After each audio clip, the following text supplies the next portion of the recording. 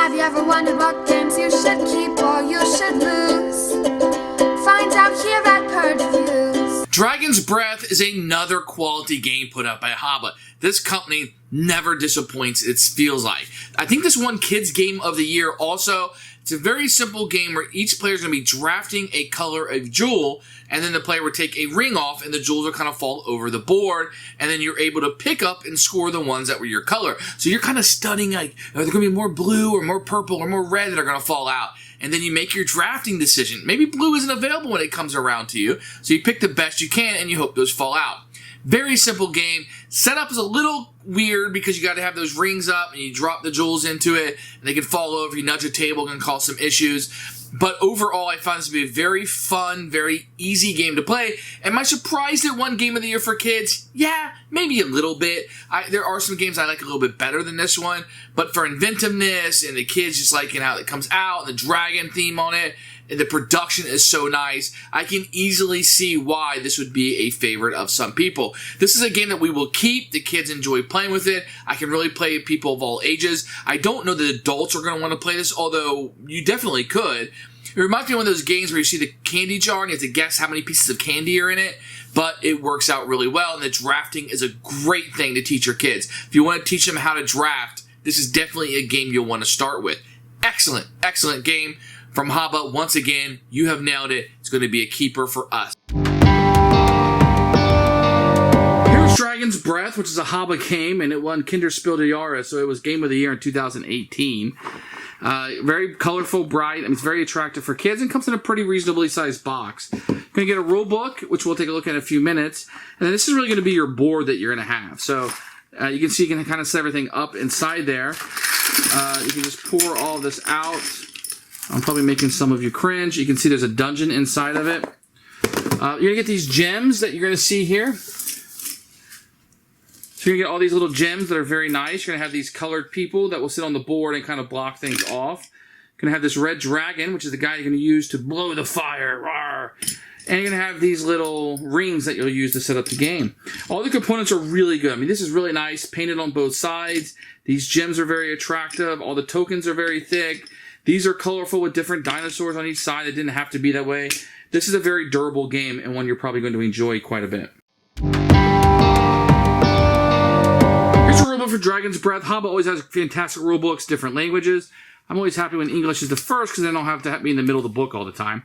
You can have a picture of the components, which is great. A little story here to get you started. Tells you how to do the first game, and this will be preparation and setup right there. So great with all the pictures, full in color.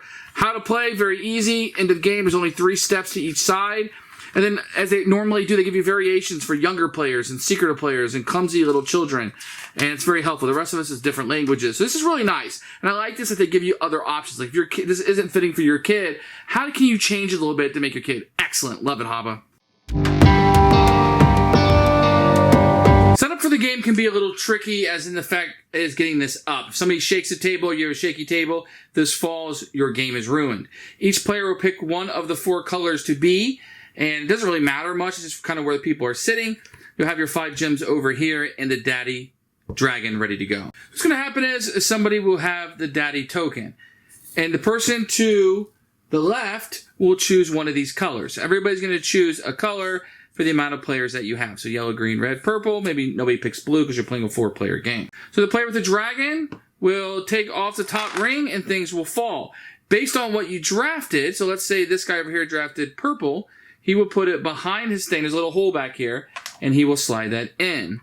If this guy over here took the blue, then he will take his 3 blue, and there's a little hole over here behind this person, and it would slide right down into his scoring facility, if you can kind of see that right there. Now, green was taken by this one, so we will drop green right behind it, and that's kind of how you score. And we got a blue. Nobody took blue, so blue will not score. This will continue each round with this moving on to the next player, and everybody drafting these things, and as it goes down, some of them will fall in these holes. That's fine. Otherwise, people will score and put them inside their holes. When all the rings are gone, the game is over.